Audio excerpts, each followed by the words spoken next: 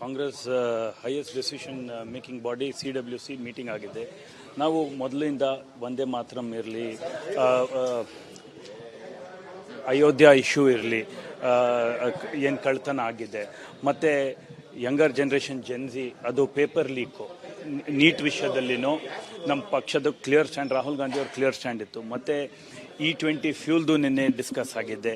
E20 ಇನ್ನೊಂದು ವಿಷಯ ಎಲ್ಲರಿಗೆ ತೊಂದರೆ ಆಗ್ತಾ ಇರೋದು ಮಿಡ್ಲ್ ಕ್ಲಾಸ್ಗೆ, ಮತ್ತು ಯಾರ ಹತ್ರ ಗಾಡಿದೆ ಏನು ಡಿಸ್ಕಷನ್ ಆಗಿದೆ, ಮತ್ತು ಡಿಲಿಮಿಟೇಷನ್ ಬಗ್ಗೆನೂ ಡಿಸ್ಕಷನ್ ಆಗಿದೆ.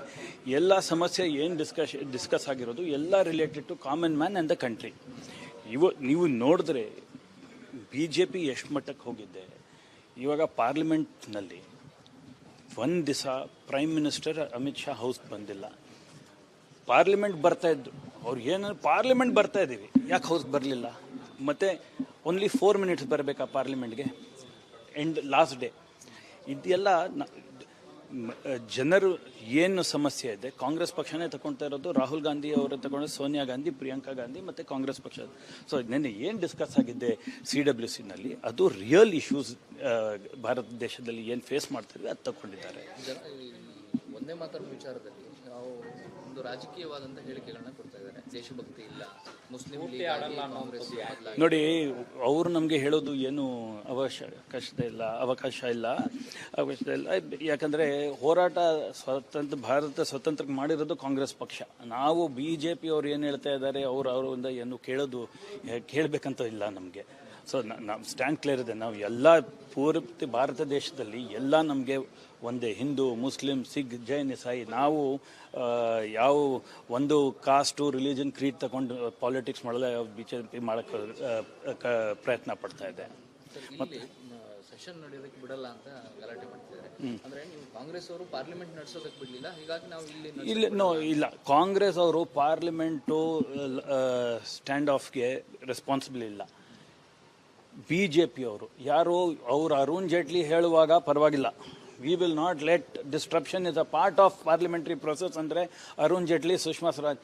ನಾವು ಕೇಳ್ತಾ ಇದ್ದಿದ್ದು, ಅಮಿತ್ ಶಾ ಫಸ್ಟ್ ಡೇನೇ ಪಾರ್ಲಿಮೆಂಟ್ ಬಂದಿದ್ದ ಸ್ಟೇಟ್ಮೆಂಟ್ ಕೊಡ್ತಾ ಇದ್ದರೆ ಯಾಕೆ ಸ್ಟೂಡೆಂಟ್ಸ್ ಮೇಲೆ ಫೈರಿಂಗ್ ಮಾಡಿದ್ರು, ವಾಟರ್ ಕ್ಯಾನನ್ಸ್ ಹೊಡೆಸಿದ್ರು, ಅದೆಲ್ಲ ಅಮಿತ್ ಶಾ ಹೇಳಿದರೆ ಫಸ್ಟ್ ಡೇನಲ್ಲೇ ಪಾರ್ಲಿಮೆಂಟ್ ನಡ್ತಾ ಇತ್ತು. Amit Shah last day 4 minutes ಒಂದೇ ಮಾತರಂಗೆ ಬರ್ತಾರೆ, ಪಾರ್ಲಿಮೆಂಟ್ ಅಟೆಂಡ್ ಮಾಡೋಕೆ ಅವ್ರಿಗೆ ಇಲ್ಲ.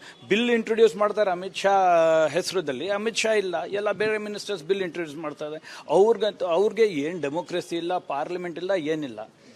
ಎಲ್ಲ ಕಾಂಗ್ರೆಸ್ ಪಕ್ಷಕ್ಕೆ ಅಪೋಸಿಷನ್ಗೆ.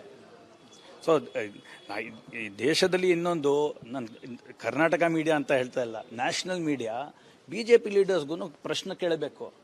ಅಮಿತ್ ಶಾ ಬರ್ತಾರೆ, ಅಲ್ಲಿ ನ್ಯಾಷನಲ್ ಮೀಡಿಯಾ ಅವರು ಕೈಸೆ ಹೇ ಸರ್, ಕೈಸೆ ಆರಾಮ್ ಕಿಯೇ ಕ್ಯಾ ಸರ್, ಪಾರ್ಲಿಮೆಂಟ್ ಅದೆಲ್ಲ ಆ ಥರ ಮಾತಾಡ್ತಾರೆ. ಕ್ವೆಶ್ಚನ್ ಕೇಳ್ತಾರ, ಯಾಕೆ ಬರಲಿಲ್ಲ ಸರ್ ನೀವು ಪಾರ್ಲಿಮೆಂಟ್ ಅಂತ. ಇವಾಗ ಅವ್ರಿಗೆ ಜೆನ್ಸಿ ಅಂತ ಕಾಣ್ತಾ ಇರೋದು. ಯಾರು ನೀಟ್ ನಡೆಸ್ತಾ ಇದ್ದಿದ್ದು? Education ministry. ಅವರು ನೀಟು ಒಳ್ಳೆ ಥರ ನಡೆಸ್ತಾ ಇದ್ರೆ ಇದೆಲ್ಲ ಆಗ್ತಾ ಇರಲಿಲ್ಲ. ಪೇಪರ್ ಲೀಕ್ ಇವತ್ತಿಂದ ಆಗ್ತಾ ಇಲ್ಲ. 152 paper leaks last 10 years NEET ಇಂದ ಮಾಡ್ತಾ ಇದ್ದಾರೆ. ಬರೀ ನೀಟ್ ಇಶ್ಯೂ ಇಲ್ಲ, ಇದು CBSE ಹೇಗೆ ನಡೆಸ್ತಾ ಇದ್ದಾರೆ. CBSE ಅವ್ರು ಏನು ಮಾಡಿದ್ರು, ಕಾಂಗ್ರೆಸ್ ಯಾವಾಗಲೂ ಎಡ್ಯುಕೇಷನ್ಗೆ ಪ್ರಯಾರಿಟಿ ಕೊಡ್ತಾಯಿದ್ರು. ಇವರು ಎಡ್ಯುಕೇಷನ್ ಸಿಸ್ಟಮ್ಗೆ ಪ್ರಯಾರಿಟಿ ಕೊಟ್ಟಿಲ್ಲ, ಅವ್ರ ಐಡಿಯಾಲಜಿಗೆ ಪ್ರಯಾರಿಟಿ ಕೊಡ್ತಾಯಿದ್ರು. ಯಾರು ಇಫ್ ಯು ಆರ್ ಕಂಪಿಟೆಂಟ್, ನಾಟ್ ಕಂಪಿಟೆಂಟ್, ಅದು ಅವ್ರಿಗೆ ಇರಲಿಲ್ಲ. ಯಾರು ಅವ್ರ ಐಡಿಯಾಲಜಿ ಬಗ್ಗೆ ಇದ್ದಾರೆ ಹಾಕಿ ಈ ಥರ ಪರಿಸ್ಥಿತಿ ಬಂದಿದೆ. ಮತ್ತು ಏನು ಹೋರಾಟ, ಇದು ಆಟನ NEET exam, it's not only the students, parents ಖರ್ಚು ಮಾಡಿರ್ತಾರೆ, ಸ್ಟೂಡೆಂಟ್ಸ್ ಓದಿರ್ತಾರೆ, ಕ್ಯಾನ್ಸಲ್ ಮಾಡಿಬಿಟ್ಟು ಲೀಕ್ ಆದರೆ ಏನು ಸಮಸ್ಯೆ ನಿಮ್ಮದು?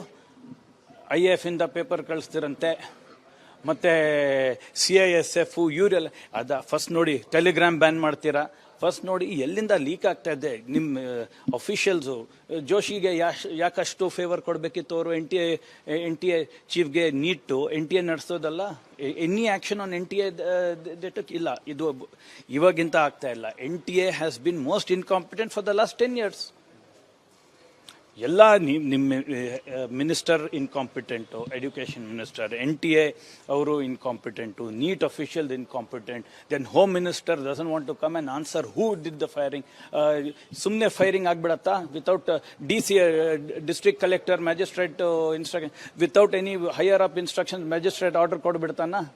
ಎಲ್ಲಿ ಜವಾಬ್ದಾರಿ ಇಲ್ಲ, ಯಾರೂ ರೆಸ್ಪಾನ್ಸಿಬಲ್ ಇಲ್ಲ, ಯಾರೂ ಆನ್ಸರಬಲ್ ಇಲ್ಲ. ದೇಶಕ್ಕೆ they taken India for granted. ಅದಕ್ಕೋಸ್ಕರ ಇದೆಲ್ಲ ಆಗ್ತಾ ಇದೆ ಇವಾಗ.